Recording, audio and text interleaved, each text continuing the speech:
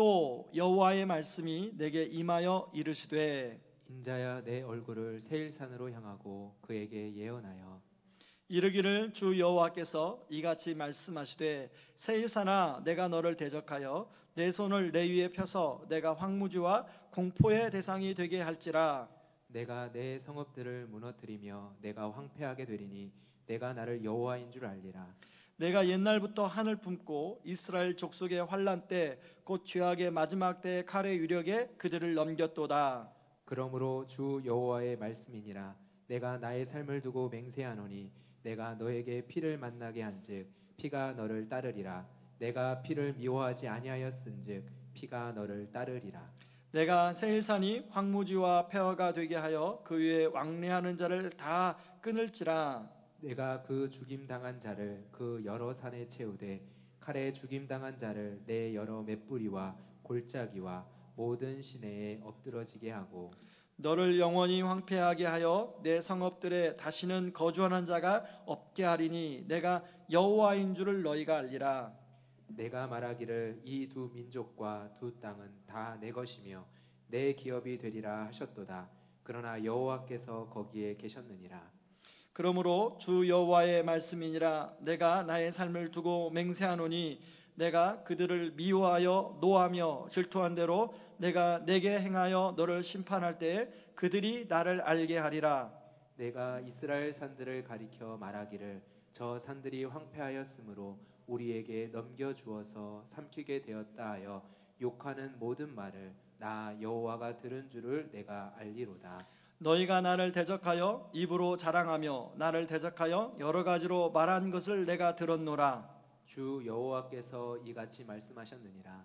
온 땅이 즐거워할 때에 내가 너를 황폐하게 하되 이스라엘 함께 읽습니다. 이스라엘 족속의 기업이 황폐함으로 내가 즐거워한 것 같이 내가 너를 황폐하게 하리라. 세일산아 너와 에돔 온 땅이 황폐하리니 내가 여호와인 줄을 무리가 알리라 하셨다 하라. 아멘. 우리가 이 세상을 살아가면서 다양한 사람들과 관계를 맺어가며 살아갑니다. 대부분의 사람들은 만나는 사람과 좋은 관계로 끝까지 이어가려고 노력하며 살아갑니다. 그러나 살아가다 보면 모든 사람과의 관계가 다 좋게 끝나는 것만은 아닙니다. 처음에는 좋은 관계로 출발했다가 끝날 때는 좋지 않게 끝나는 관계들이 우리가 살아가다 보면 맞닥뜨릴 때가 있습니다. 그렇게 끝날 때 서로에게 피해를 주고 또 서로 또 피해를 보고 그렇게 끝나게 되면 안 좋은 감정이 우리 마음속에 남게 됩니다. 그런 감정을 가지고 계속 갖다 보면 마음에 원한을 품게 되고요, 또 증오심을 품게 되고 그런 미움이 내 마음속에서 떠나지 않는, 우리 마음속에서 떠나지 않는 것을 경험하게 되죠.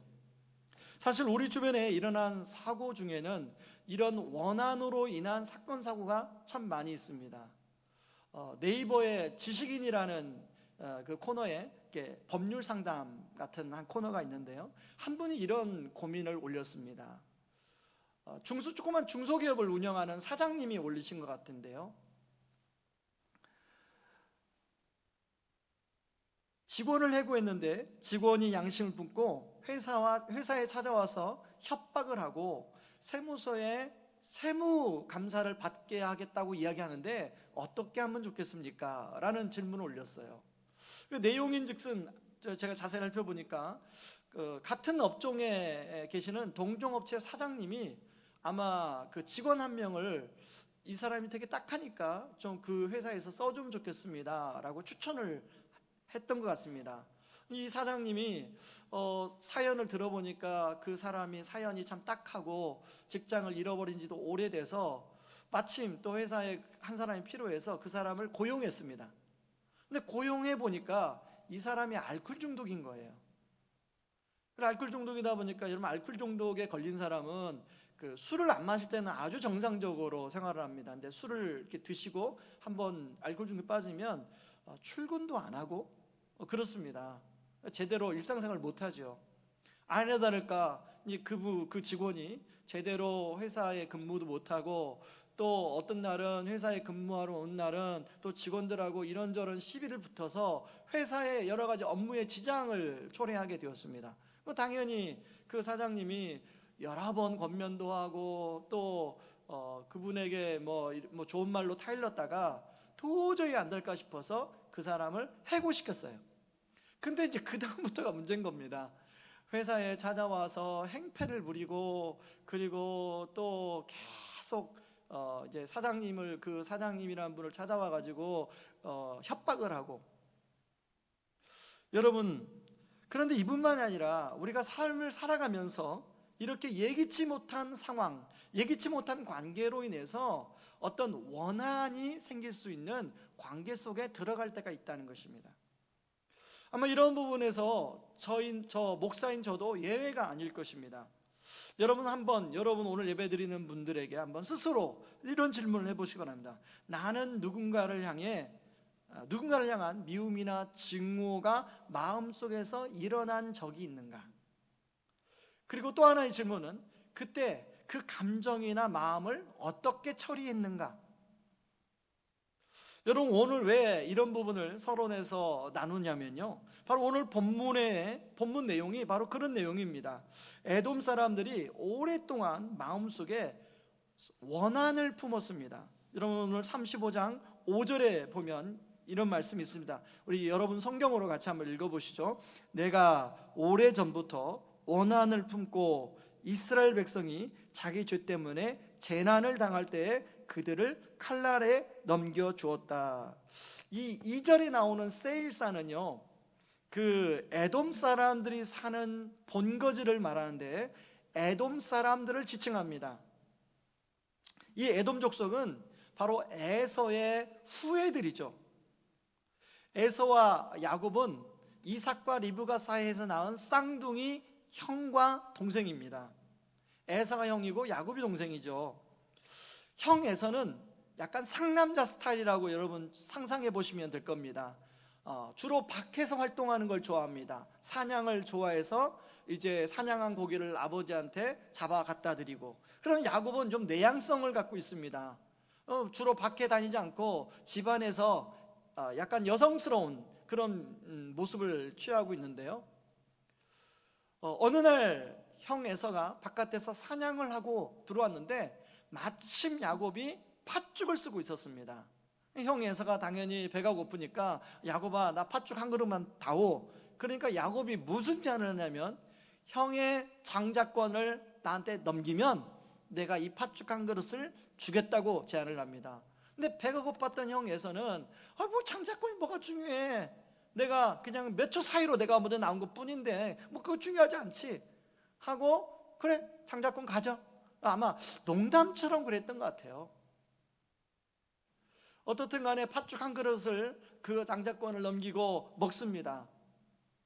근데 그걸로 끝난 게 아니라요, 그 야곱이 형이 받아야 될 장자의 축복을 아버지를 속이고 야곱이 그 축복을 가로챕니다.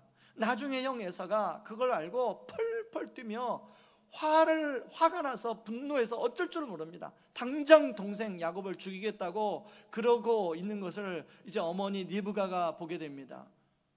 이제 가만두면 큰일 날 것 같으니까 리브가가 형 그 화가 사기기까지 외삼촌 나반의 집에 이 야곱을 보냅니다. 그렇게 해서 헤어진 지가 20년이 흘렀어요.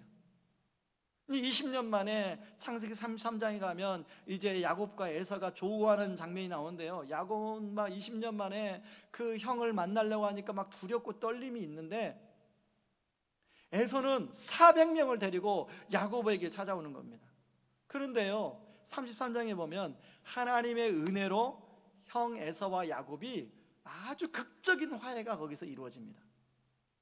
그렇게 화해하고 형 에서와 야곱이 이제 서로 따로 사는데요, 그렇게 여러분 감정이라는 게 아주 뜨거웠을 때는 그렇게 화해를 했다가 조금 떨어져 살면 다시금 서먹서먹해지는 게 그게 감정 아닙니까? 형 에서는 여전히 그런 야곱에 대해서 원한의 감정이 다 삭지 않은 것 같아요. 그래서 그런 자신의 감정을 자기의 아들들 또 자녀들에게 물려주게 됐고요. 그래서 그 에서의 후예가 에돔 족속 아닙니까? 이 에돔 족속 사람들이 이스라엘 사람들에 대한 별로 감정이 안 좋았어요. 근데 어디서 또 에돔 족속과 이스라엘 족속끼리 부딪히게 되냐면, 이제 이스라엘 민족이 출애굽을 해서 광야를 거치고 가나안 땅에 들어가기 직전에 에돔 지파, 에돔 족속의 땅을 지나가야만 가나안 땅에 들어갈 수 있게 되었습니다. 그게 이제 민수기 20장 17절 18절에 나오는 내용인데요. 모세가 사신을 보냅니다. 에돔 왕에게 사신을 보내요. 그래서 사신이 뭐라고 하냐면, 우리가 형제 관계인데 우리가 광야에서 이런 고생을 했는데 왕의 대로라고, 여러분 그 당시에 대로가 길이 많지 않아서 왕의 도로라고 많은 상인들이 다녔던 도로가 있습니다. 여러분 우리처럼 지금처럼 생각하면 돼. 우리는 도로가 많지만 그 당시는 도로가 그렇게 닦여지지 않았기 때문에 왕의 대로로 가면 지름길로 갈 수 있는 거예요. 이 왕의 도를 지나가야 되는데 당신의 땅을 통과하게 해 주십시오 라고 아주 정중하게 요청을 합니다. 근데 에돔 왕이 그 말 듣고 아주 단호하게 그럴 수 없다고 그래요. 만약에 우리 땅 하나라도 밟으면 칼을 들고 가서 다 죽이겠다고 얘기합니다. 그때 사신이 다시 한번 정중하게 한 번만 더 좀 생각해 주십시오 라고 얘기하는데, 에돔 왕이 이제는 말로 할 뿐 아니라 행동으로 합니다. 행동으로. 그게 20장 18절에 이렇게 나와 있어요.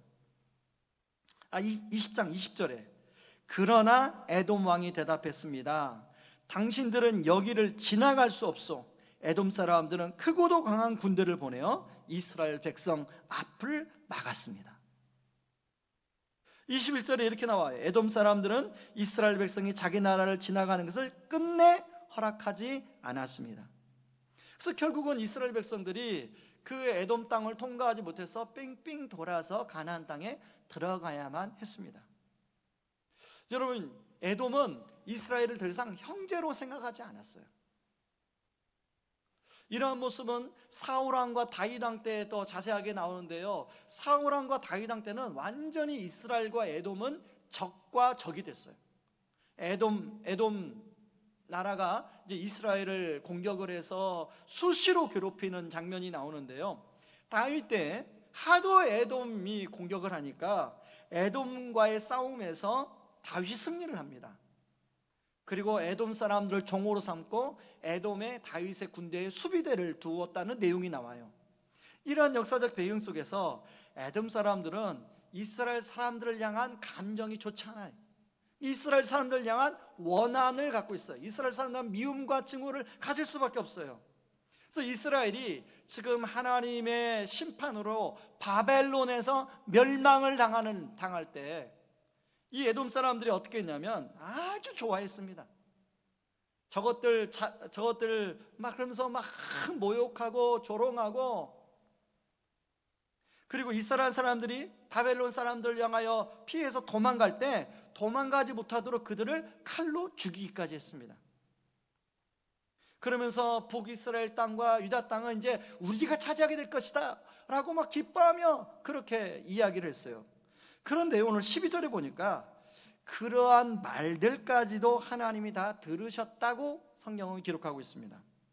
여러분, 우리가 살다 보면 우리와 감정이 좋지 않은 사람이 어려움을 만나게 되면 그 얘기를 누군가로부터 삼자로부터 들을 때 여러분들은 마음이 어떻습니까? 아마 그런 얘기 들을 때 참 잘됐다고 마음속으로 생각하고 또 입으로 말로도 아마 한 경험이 있을 텐데요, 오늘 성경에 보니까 하나님은 그런 말들까지도 들으신다고 기록하고 있습니다. 자, 오늘 본문에 보면 황무지, 황폐하게 되다라는 말이 많이 반복이 되는데요, 하나님은 에돔 사람들이 이스라엘이 황무지가 되고 황폐하게 되었다고 좋아합니다. 그런데 심판자이신 하나님이 그런 에돔을 황무지로 만들고 황폐하게 하겠다고 이야기하고 있습니다. 실제로요, 역사가 요세푸스에 의하면 기원전 70년에 로마인들에 의해서 예루살렘이 멸망된 이후에 에돔 족속은 한 민족으로서의 자취가 완전히 사라졌다고 합니다.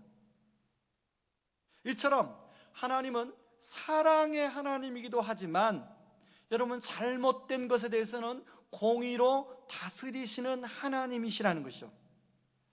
여러분, 창세기에는 에서와 비슷하게 오랫동안 형제들에 대해서 원한의 감정을 가졌던 사람이 또 한 명이 나옵니다. 아마 우리가 잘 성경을 읽었던 분들은 잘 알 텐데요, 바로 요셉입니다. 요셉은 17살 때 형들에 의해서 노예로 팔리게 됩니다. 애굽의 노예로 팔리게 돼서 온갖 고생을 하게 돼요. 그리고 노예 생활만 한 것뿐만 아니라 노예 생활을 하다가 여주인을 겁탈했다는 누명을 쓰고 감옥에 가서 온갖 고생을 합니다. 요셉이 30살에 총리가 됐으니까요, 17살에서 30살이 되기까지 그 어린 그 요셉, 정말로 이제까지 한 번도 해보지 않은 온갖 인간으로서는 감당하지 못하는 고생을 많이 하게 됩니다. 그때 요셉은 마음속에 어떤 마음이 들었겠어요? 그렇게 자기를 노예로 판 형들에 대한 악한 감정이 요셉의 마음속에 생기게 됐겠죠. 어떤 분들은 성경을 읽으면서 요셉의 이야기를 다 알기 때문에 요셉은 그런 감정이 생기지 않았을 것이다 라고 생각하면요, 그건 성경을 잘못 읽는 거예요. 여러분, 요셉이 큰아들 그 므낫세의 이름을 지으면서 지나간의 모든 아픔의 그 감정이 다 치유되었다, 그런 뜻으로 그 이름을 짓지 않습니까? 그것은 요셉 안에 그 형들에 대한 그 미움, 증오, 그리고 원한, 이런 감정이 있었다는 것을 보여줍니다. 그런데요, 요셉이 하나님의 은혜로 총리가 됩니다. 근데 총리가 되었을지 형들이 식량을 구하러 애굽에서 오게 되는 것을 보게 돼요. 그때 바로 절호의 찬스 아닙니까? 원수를 갚을 수 있는 절호의 찬스, 드디어 심판의 기회, 내가 드디어 심판할 수 있는 절호의 기회 아닙니까? 그런데 요셉은 어떻게 된 것인지 형들을 용서합니다. 그 용서의 내용이 창세기 45장과 창세기 50장에 두 번에 걸쳐 나오게 되는데요, 시간 관계상 50장 말씀만 살펴보겠습니다. 50장 20절 21절을 같이 한번 읽어봅니다. 같이 읽습니다. 당신들은 나를 해하려 하였으나 하나님은 그것을 선으로 바꾸사 오늘과 같이 많은 백성의 생명을 구원하게 하시려 하셨나니 당신들은 두려워하지 마소서. 내가 당신들과 당신들의 자녀를 기르리이다 하고 그들을 간곡한 말로 위로하였더라. 요셉이 형들만 용서하는 게 아니라 형들의 자녀까지 책임지고 기르겠다고 이야기하고 있습니다. 여러분, 이런 요셉에 대해서 이제 그 야곱의 아들들의 축복 기도가 창세기 49장에 나오는데요, 요셉에 대해서 이렇게 축복합니다. 창세기 49장 23절, 24절, 25절을 제가 읽겠습니다. 활 쏘는 자가 그를 학대하며 적개심을 가지고 그를 쏘았으나 요셉의 활은 도리어 굳세며 그의 팔은 힘이 있으니 이는 야곱의 전능자 이스라엘의 반석인 목자의 손을 힘입음이라. 내 아버지 하나님께로 말미암나니 그가 너를 도우실 것이요 전능자로 말미암나니 그가 내게 복을 주실 것이라. 위로 하늘의 복과 아래로 깊은 샘의 복과 젖먹이는 복과 태의 복이리로다. 여러분, 창세기 49장 22절은 이런 요셉을 담장 너머에 뻗은 나무라고 비유하면서 축복해주고 있습니다. 여러분, 사실 우리가 역시 살아가면서 오늘 본문에 나오는 에돔과 같은, 그리고 요셉과 같은 그런 상황에 놓일 때가 있습니다.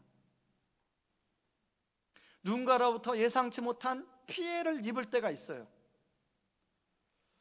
어떤 사람 때문에 내가 어려움을 당할 때가 있어요. 그렇게 되면 자연스럽게 생기는 것이 그 사람에 대한 미움, 그 사람에 대한 악한 감정이 내 안에 생기게 되는 것입니다. 그럴 때 우리는 에돔 사람처럼 할 것인가, 아니면 요셉처럼 할 것인가, 문제에 부딪히게 된다는 것이죠. 저는 이 본문을 묵상하는데 오늘 본문에 나오는 황무지라는 단어와 황폐한 땅이라는 단어가 반복되는 걸 통해서 갈라디아서 6장 7절 8절이 생각이 났어요. 여러분, 갈라디아서 6장 7절 8절 제가 쉬운 성경으로 인용해 왔는데요, 같이 한번 읽습니다. 스스로를 속이지 마십시오. 하나님께서는 결코 속임을 당하지 않는 분이십니다. 사람이 무엇을 심든지 심는 대로 거둘 것입니다. 죄 많은 육체를 위해 심는 사람은 그 육체로부터 썩어질 것을 거두겠지만, 성령을 위해 심는 사람은 성령으로부터 영생을 거둘 것입니다. 여러분, 앞에서 말한 것처럼 누구나 에돔 사람처럼 요셉처럼 억울한 일을 당할 수 있습니다. 그런데 에돔 사람들은 육체에 심었어요. 그러나 요셉은 성령에 심었습니다. 저와 여러분은 이 두 가지 방법 중에 어떤 방법으로 심을 것인가 하는 질문 앞에 우리가 답을 해야 되지 않겠습니까? 저는 그래서 우리 인생이 황무지 같은 인생이 아니라, 저는 요셉과 같은 담장 너머 뻗은 나무와 같은 인생, 그래서 하늘의 복과 땅의 깊은 샘의 복을 누리는 모든 성도님들 되기를 주님의 이름으로 축원합니다. 자, 그렇다면 이런 담장 너머에 뻗은 나무의 축복을 누리기 위해서 어떻게 해야 될까요? 두 가지 한번 살펴보는데요, 첫 번째는 의롭게 되어진 존재라는 사실을 우리가 알아야 된다는 거예요. 여러분, 상당수 많은 사람들이 자신은 그래도 비교적 다른 사람들보다 의로운 존재라고 생각을 합니다. 그래서 다른 사람의 잘못이나 자신에게 피해를 입히는 사람에 대해서는 제대로 응징을 하거나 심판을 해야 된다고 생각해요. 그리고 그런 사람이 어려움을 당할 때 전혀 긍휼히 여기지 않고 오히려 더 괴로움을 주는 경우가 있습니다. 에돔 사람들의 행동에 보면 이것이 잘 나타나 있는데요, 여러분, 하나님, 에돔에 대한 하나님의 심판의 이야기가 본격적으로 나오는 성경이 오바댜서입니다. 오바댜서 1장 12절 14절에 보면 에돔 사람들이 이스라엘 사람들에게 어떻게 했는지가 구체적으로 나오는데요, 1장 12절 같이 한번 읽어봅니다. 내 형제가 재앙당하는 것을 보고 비웃지 마라. 유다가 망하는 걸 보고 기뻐하지 마라. 유다 백성이 어려움에 빠진 걸 보고 우쭐대지 마라. 13절 내 백성이 이 재앙을 만날 날에 그들의 성문으로 들어가지 마라. 유다가 재앙을 만난 날에 그들이 당한 어려움을 보고 비웃지 마라. 그들이 재앙을 만난 날에 그들의 재산을 빼앗지 마라. 도망하는 사람들을 죽이려고 갈림길에 지키고 서 있지 마라. 재앙을 만난 날에 살아 남은 사람들을 사로잡지 마라. 이게 뭔 말이냐면, 에돔 사람들이 지금 바벨론에 멸망당할 때 조롱하고 오히려 그런 사람들을 사로잡고 또 그 사람들을 잡아 죽이고 하는 일에 적극적으로 함께 했다는 거예요. 여러분, 우리는 에돔 사람들이 왜 이스라엘 사람들을 이렇게 했는지 인간적으로 충분히 이해가 가요. 왜냐하면 우리들도 그렇게 할 때가 있기 때문이에요. 또 우리의 본능은 그렇게 하고 싶어요. 여러분, 예를 들면 지금 일본의 확진자들이 늘고 있습니다. 얼마 전까지 우리나라와 일본과 사이가 별로 좋지 않았습니다. 그리고 또 우리나라가 확진자가 될 때 또 일본 사람들이 별로 우리에게 좋지 않은 반응을 보였습니다. 여러분, 이런 상황에서 우리도 동일하게 막 일본 사람들을 향하여 그렇게 막 비난하고 싶은 마음이 들어요. 또 그런 기사를 보면 우리가 다 동일하게 하는 얘기가 있잖아요. 그러면서 막 이야기를 하잖아요. 우리도 그렇게 동일하게 해주고 싶은 마음이 드는 게 사실이에요. 그런데 이런 모습은 꼭 민족적인 감정만 그런 게 아니라 어떤 개인과의 관계에서도 그런 마음의 태도로 대할 수 있다는 것이죠. 자신과 감정이 좋지 않은 어떤 사람이 어려움에 놓였다는 얘기를 들었을 때 여러분, 우리는 어떻게 반응합니까? 내 마음은 어떻게 반응합니까?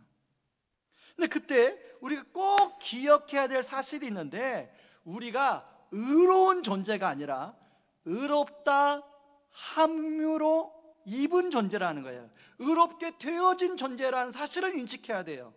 여러분, 의로운 존재와 의롭게 되어진 존재가 같은 말 같은데 다른 말입니다. 의로운 존재는 스스로 의로운 존재예요. 그러나 의롭게 되어진 존재는 의롭지 않지만 예수님으로 인하여 우리가 의롭게 되어진 존재라는 거예요. 여러분, 의롭지 않지만 이라는 전제 안에는 우리도 똑같이 죄인이라는 것입니다.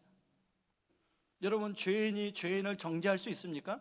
죄인이 죄인을 심판할 수 있습니까? 없어요. 심판은 오직 죄가 없는 하나님만이 심판할 수 있는 거예요. 진짜 정의는 죄인이 죄인을 참된 정의를 구현해낼 수 없어요. 죄가 없는 하나님만이 참된 정의를 구현해낼 수 있는 거예요.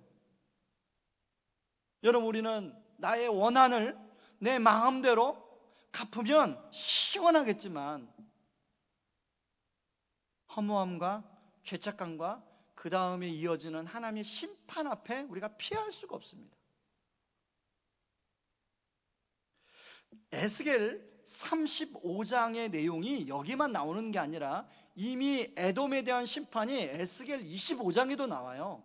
근데 에스겔 35장에 이 내용을 다시 기록하는 이유가 뭐냐면, 여러분, 에스겔 33장부터 48장까지는 하나님이 이스라엘 향한 회복에 대한 말씀이에요. 소망에 대한 말씀이에요. 그 소망의 말씀 가장 중간에 이걸 기록하는 이유가 뭐냐면, 이스라엘 백성들 역시 그렇게 회복되었을 때 에돔 사람 같은 오류에 빠지면 되지 않는다는 메시지를 하나님이 기록하고 있는 것입니다. 그런데 여러분, 과연 이스라엘 사람들이 이 에스겔 35장을 기록한 하나님의 마음을 알았을까요? 하나님의 마음을 알았더라면 그 이후에 이스라엘 사람들에 대한 태도, 특별히 다른 민족들을 향한 태도가 달라졌을 거예요. 정말로 하나님이 선택한 선민으로서 하나님의 제사장 나라로서의 역할을 했을 거예요. 그런데 그렇지 않습니다. 율법을 지키는 자신들은 의로운 존재라고 생각하고, 그렇지 않은 이방인들은 구원도 받지 못하는 존재로 생각하고 무시하고 차별하는 모습이 나옵니다. 심지어는 예수님이 십자가에 죽으시고 부활하셨음에도 유대인들은 그 십자가의 죽으심과 부활의 복음이 자기들만 해당되는 복음이라고 생각했어요. 이방인들은 이런 얘기를 들으면 안 돼. 심지어는 예수님의 12제자까지도. 여러분, 성령님은 사도행전 10장에서 이방인 백부장 고넬료가 예수를 믿는 사건, 고넬료의 집안 사람들이 예수를 믿는 사건을 통하여 바로 십자가의 죽으심과 부활의 복음을 바로 이방 사람들에게 확장시키는 것을 볼 수 있습니다. 이것은 무엇을 말해줍니까? 우리도 에돔 사람들이나 이스라엘 사람들의 전철을 우리도 밟을 수 있다는 것을 보여줍니다. 이런 생각이 밀려올 때 우리가 꼭 기억해야 될 사실은, 우리가 스스로 의로워진 존재가 아니라 의롭다 함을 입은 존재라는 것이죠. 여러분, 저를 한번 따라 하시기 바랍니다. 나는 의로운 존재가 아니라 의롭다 하심을 입은 존재다. 원래 우리는 죄인에게 심판받고 죽을 수밖에 없는 존재였어요. 그런데 예수님이 우리 대신에 심판을 받으심으로 의롭지 않은 우리를 의롭다 함으로 입혀주셨어요. 그러므로 우리의 정체성은 놀라운 하나님의 은혜를 받은 죄인이에요. 그러므로 우리의 의름으로 누군가를 판단하고 누군가를 정죄하고 누군가를 향하여 칼을 들 때 우리가 기억해야 하는 것은, 내가 죄인이구나를 기억해야 됩니다.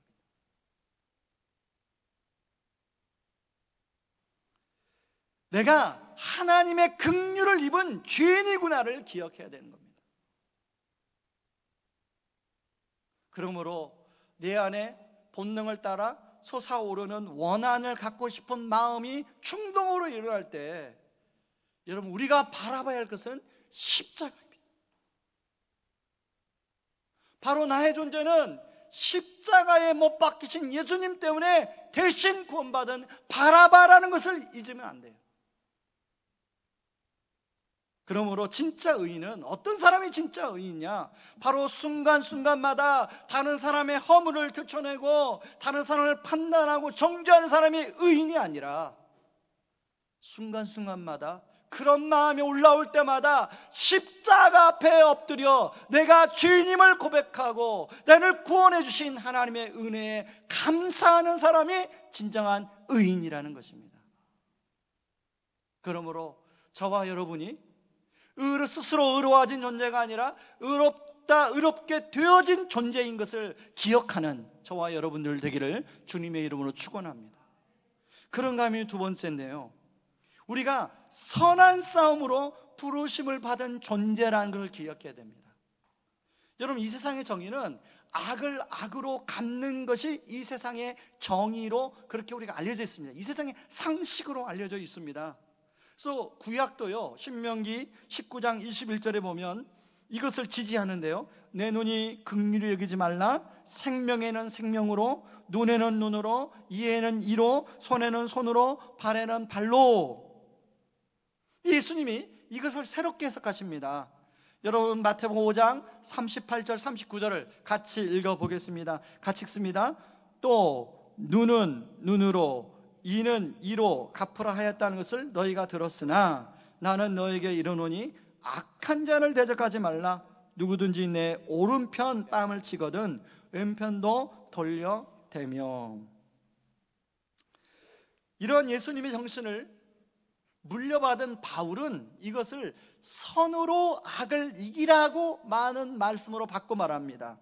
여러분, 로마서 12장 19절 21절을 같이 한번 우리 읽어보시죠. 같이 읽습니다. 내 사랑하는 자들아, 너희가 친히 원수를 갚지 말고 하나님의 진노하심에 맡기라. 기록되었으되 원수 갚는 것이 내게 있으니 곧 내가 갚으리라. 주께서 말씀하시니라. 내 원수가 줄이거든 먹이고 목마르거든 마시게 하라. 그리함으로 내가 숯불을 그 머리에 쌓아 놓으리라. 악에게 지지 말고 선으로 악을 이기라. 여러분, 원수 갚는 것은 나에게 있는 게 아니에요. 분명히 바울은 얘기합니다. 원수 갚는 것이 심판자이신 하나님께 있다. 내가 원수를 갚으려고 하면 그건 하나님에게 월권행위를 하는 거예요. 여러분, 사원이 사장에 하는 일을 하면 그건 월권행위죠. 그런 것처럼 우리가, 피조물인 우리가 감히 하나님의 일을 대신하면 그건 월권행위예요. 대신 뭘 하라고 바울은 얘기하냐면 악에게 지지 말고 선으로 악을 이기라 라고 이야기하면서 원수의 머리에 횃불을 놓으라고 얘기합니다. 이게 무슨 말이냐면 원수에게 선의를 베풀므로 말미암아, 여러분 그 당시에 그 숯불을 머리에 놓으면 그 되게 뜨겁지 않습니까? 그걸 비유하는 이야기인데요, 선의를 베풀므로 말미암아 그 악한 감정을 갖게 만들어준 그 대상이 스스로를 돌아보게 하고 부끄러움을 느끼게 하라는 거예요. 바로 이렇게 하는 것을 선한 싸움이라고 이야기합니다. 그러므로 우리는 우리의 본능을 따라 살도록 부른 존재가 아니라 선한 싸움을 위하여 불러진 존재예요. 여러분, 그래서 바울은 디모데에게 이렇게 얘기합니다. 디모데전서 6장 12절에 보면 이렇게 말씀을 같이 읽습니다. 믿음의 선한 싸움을 싸우라. 영생을 취하라. 이를 위하여 내가 부르심을 받았고 많은 증인 앞에서 선한 증언을 하였도다. 여러분, 디모데가 목회하면서 얼마나 많은 여러 가지 일이 있겠습니까? 나이가 지긋한 목사님들이 하나같이 하는 이 얘기, 공통적인 얘기인데요, 목회가 종합예술이라는 거예요. 여러분, 목회만 종합예술이겠습니까? 여러분, 우리가 살아가는 모든 우리 성도님들의 일상이 다 사실은 목회만큼 어렵지 않는 일상이 어디 있습니까? 다 어렵죠. 수없이 내 본능의 감정을 따라 하고 싶어하는 막 생각이 충동이 될 때가 얼마나 많습니까? 그런데요, 여러분, 이 선한 싸움을 우리를 위해서 싸워주신 분이 있다는 거예요. 여러분, 우리 힘만으로는 이 선한 싸움을 다 싸울 수가 없어요. 이 선한 싸움을 위하여 우리를 위해서 먼저 싸워주신 분이 계세요. 피 흘리기까지 싸워주신 분이 있어요. 십자가에서 피 흘리기까지 싸워주신 분이 있어요.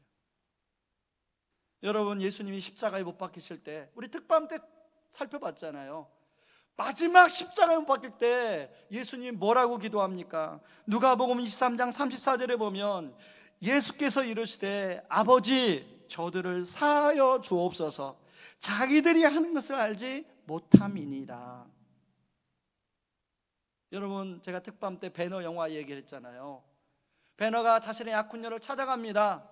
그리고 십자가상에서 예수님이 했던 이야기를 말하면서 이런 말을 합니다. 예수님의 그 십자가상에서 저들의 죄를 용서해 달라고 하는 예수님의 기도를 들으면서 자기가 마음속에 품었던 칼이, 증오의 칼이 빠져나가게 되었다라고 이야기를 해요. 여러분, 이 베너가 자기 친구, 로마 친구 그 메살라와 마지막 전차 경기에서 메살라가 전차에서 떨어져 죽습니다. 베너는 평생 마음속에 한을 품었어요. 메살라, 내가 내 손으로 죽이리라. 그래야만이 자기 안에 품었던 앙심이나 원한이 다 사라질 줄 알았어요. 그런데 자기 손으로 못 죽여요. 뜻밖의 사고로 죽어요. 그러니까 이미 메살라는 죽었는데 자기 안에 있는 이 원한은 안 죽어요. 여전히 살아있어요. 이 증오의 칼은 여전히 아주 시퍼렇게 살아있어요. 근데 그 증오의 칼이 언제 없어졌어요? 예수님이 십자가에서 못 박힐 때 그 기도를 듣는 순간 자기 마음속에서 십자가의 그 증오의 칼이 빠져나갔다는 거예요. 여러분, 용서만큼 어려운 게 없습니다. 특히 마음속에 오래 남은 미움과 증오일 경우에는 더욱 그렇습니다. 우리 힘으로는 불가능합니다.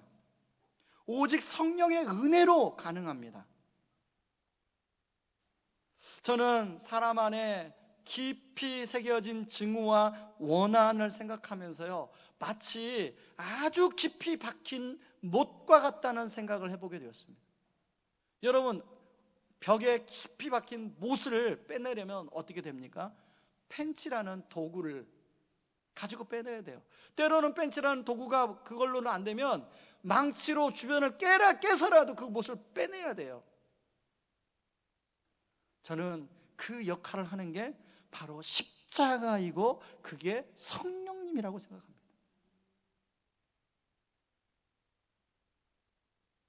여러분, 제가 한 사람을 여러분들에게 소개하고 싶습니다.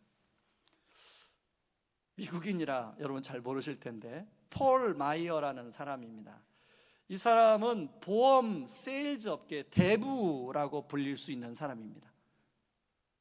27세에 보험 세일즈에서 백만장자가 그 당시에 됐던 사람이에요. 그런데요, 이 사람이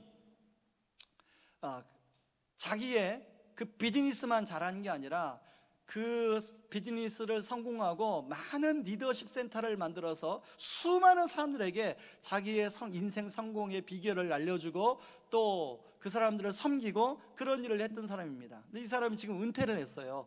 은퇴하고 쓴 책만 18권입니다. 근데 이분의 책 중에 이런 책이 있습니다. 한번 보여주시죠. 용서의 심리학. 읽어보신 분이 계실지 모르겠는데요, 제가 아주 오래전에 이 책을 읽었습니다. 이 말씀을 준비하는데 이 책이 생각나서 제가 집에 있는 이제 서재에서 이 책을 꺼내서 다시 보게 되었습니다. 이 책에 보면 왜 이 책을 쓰게 된 저자의 그 동기가 나오는데요, 자기가 한참 잘 나가는 27세에 그 백만장자가 되고, 그런 다음에 어떤 아주 유명한 보험회사에서 자기를 스카우트 해가지고 이제 그 회사를 맡겼습니다. 그래서 그 회사가 이분이 맡은 이후로 막 승승장구한 거예요. 그런데 회사가 갑자기 급성장하니까 그 경영진 가운데 비리를 저지르고 회사 돈을 횡령하고 그런 사람이 생겼어요. 근데 그게 이제 밝혀져 가지고 감사를 받아서, 세무조사를 받아서 회사가 굉장히 어려워진 거예요. 그런 상태에서 자기가 믿고 맡겼던 경영진의 상당수가 야반도주를 했어요. 모든 책임은 자기가 져야 돼요. 그래서 변호사랑 상담을 했습니다. 변호사가 당신이 회사가 이런 상태니까 당신은 잘못한 게 없다. 그냥 고객들한테 솔직하게 이야기하고 회사 문을 닫아라. 그러면 끝난다. 그런데 그 폴 마이어가, 27세 된 폴 마이어가 고민을 합니다. 그리고 결론은 뭐냐면 폴 마이어가 자신의 사절을 다 털어서 그 고객들의 돈을 다 변상을 해요. 변제를 해요. 그리고 다 양해를 구합니다. 그런데 그 책에 보면 이 폴 마이어가 아버지와 어머니에 대해서 이야기하는 부분이 있어요. 아버지에 대해서 뭐라고 하냐면, 아버지는 독일 출신의 사람인데요, 되게 꼼꼼하고 그리고 아주 신중하고 되게 아주 성실한 분이었다고 소개하고 있습니다. 그런데 아버지의 단점이 있었는데, 한번 조금 감정이 상하면 그 사람하고 절대 안 봐. 심지어는 그게 친척이든 그게 누구든 간에 그 사람하고 절대 이야기도 안 한대요. 그런데 어머니는 오히려 전혀 반대예요. 어머니는 모든 사람과 잘 지내고, 그리고 끊임없이 그 폴 마이어하고 자기 형제들한테 사람들을 그렇게 원하는 품은 내지 않는다. 사람들을 사랑하고 용서하고 그렇게 살아라, 이런 얘기를 계속 해줬다는 겁니다. 근데 그 27세에 그런 어려움이 있을 때 어머니가 폴 마이어한테 해줬던 말이 그 책에 있습니다. 제가 한번 읽어보겠습니다. 애야, 너는 기로에 서 있단다.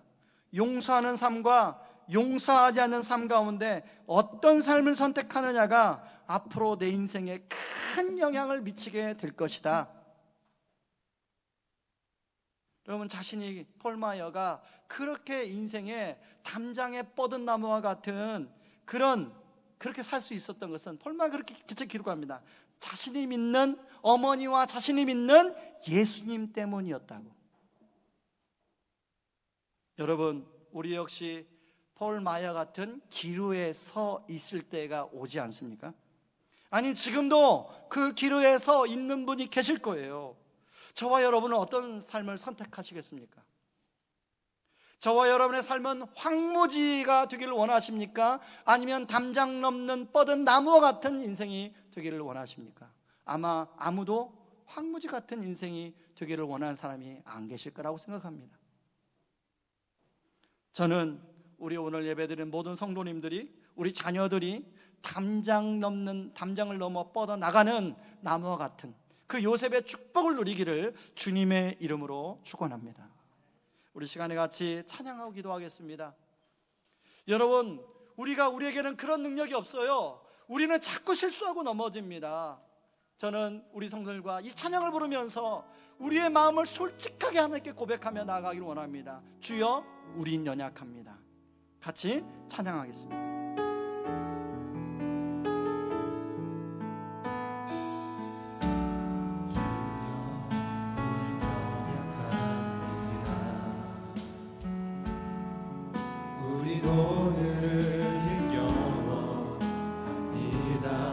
주 뜻 이루며 살기에 부족합니다.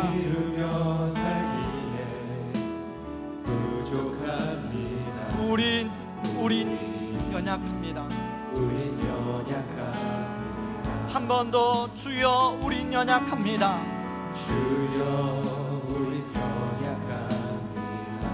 우린 오늘을 힘겨워합니다.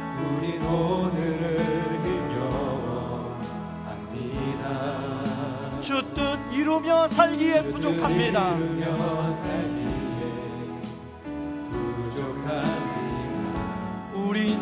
우린 연약합니다. 그래서 필요한 게 주님의 은혜가 필요합니다. 없는 주님의 은혜 그 은혜가 온 세상 위에 넘칩니다. 온 세상 위에 넘칩니다. 가릴 수 없는 그 영광, 가릴 수 없는 주 영광 온 땅 위에 충만합니다. 온 땅 위에 충만합니다. 여러분, 우리가 그런 갈등에 설 때 주님만이 우리의 길입니다. 그래서 그 길을 따라갑니다. 우린 그 길 따라갑니다. 그래서 우리 주님이 이루실 그 은혜를 사모합니다. 우리 주님만이 완전한 분입니다. 주는 완전합니다. 주여, 우린 넘어집니다. 주여 우린 넘어집니다. 오늘 또 하루 실수합니다. 오늘 하루 또 실수합니다. 주의 긍휼을 구하는 이 죄인 주님만 바라봅니다. 죄인입니다. 우리 주만 바라봅니다. 그래서 주님의 은혜가 필요합니다. 한없는 주님의 은혜 온 세상 위에 넘치는 은혜가 온 필요합니다. 세상 위에 넘칩니다. 가릴 수 없는 주 영광, 가릴 수 없는 주 영광 온 땅에 충만한 그 영광을 바라봅니다. 온 땅 위에 충만합니다. 우리 주님만이 길입니다. 주님만이 길이오니 그래서 그 길을 따라가길 원합니다. 우린 그 길 따라갑니다. 주님의 나라 이루실 그 날에 우리 이루시 주는 완전합니다. 없는 주님의 은혜, 없는 주님의 은혜 온 세상 위에 넘칩니다. 온 세상 위에 넘칩니다. 가릴 수 없는 가릴 수 없는 주 영광 온 땅 위에 충만합니다. 주님만이 길이오니 우린 그 길 따라갑니다. 그 날에 우릴 이루시 주는 완전합니다.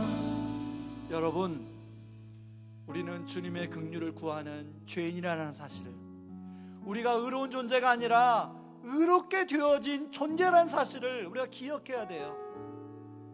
여러분, 심판의 권한은 우리에게 없어요. 심판의 권한은 하나님만이 가지고 있습니다. 그래서 우리가 해야 할 것은 선한 싸움을 위해서 나 자신과 싸워야 돼요. 내 본능과 싸워야 돼요. 여러분, 폴마의 어머니, 애야, 너는 지금 기로에 서 있다. 여러분, 우리는 순간순간 기로에 서 있지 않습니까? 우리는 에돔처럼 할 수도 있고 우리는 요셉처럼 할 수도 있습니다. 저와 여러분은. 그런데 우리에게 힘이 없어요. 요셉처럼 하고 싶은데 내 안에 힘이 없어요. 그래서 우리가 해야 할 것은 주님, 은혜가 필요합니다. 주님의 은혜가 필요합니다. 성령 충만함이 필요합니다. 성령 충만함을 부어 주시옵소서. 우리 같이 한번 기도하며 나갑니다. 기도하겠습니다. 고마우신 하나님 아버지, 고맙고 감사합니다. 하나님, 순간순간마다 아버지 하나님, 우리가 사람과의 관계 속에서 아버지 이런 아버지는 기로에 설 때가 많이 있습니다. 하나님, 내 놈처럼 내 본능, 내 놈처럼 하고 싶어하는 마음이 있는데, 그런데 아버지 하나님, 주님이 아버지 요셉처럼 그렇게 한 것을 말씀하고 있습니다. 하나님 그때 요셉처럼 나는 나에게 주옵소서. 아버지 하나님 성령을 따라갑시다. 주님의 은혜가 필요합니다. 주님의 은혜가 필요합니다. 아버지 제가 의로운 존재가 아니라 의롭게 되어진 존재라는 것을 기억하게 하여 주시옵소서. 제가 아버지 여전히 긍휼을 받은 죄인임을 기억하여 주시옵소서. 하나님과 법령대로 나라 압살로는 부른 존재가 아니라 선한 싸움을 싸우기 위하여 부름받은 존재라는 걸 기억하게 하여 주시옵소서. 아버지 선한 싸움 아버지 잘 싸워나갈 수 있게 하여 주시옵소서. 아버지 이 선한 싸움을 아버지 잘 싸워나갈 수 있도록 하나님 은혜 베풀어 주시옵소서.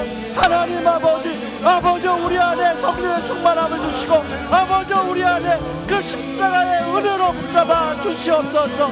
아버지 하나님 우리 형제들 안에 아버지 하나님 우리 성도들 안에 아버지 우리의 관계 안에 아버지 모든 원한의 감정 아버지 하나님 모든 아버지 하나님 증오의 칼들이 빠져나가게 하여 주시옵소서. 아버지 성령께서 아버지 하나님 어루만져 주시기 원합니다. 성령께서 아버지 하나님 것들을 아버지 가능할 수 있게 도와 주시옵소서.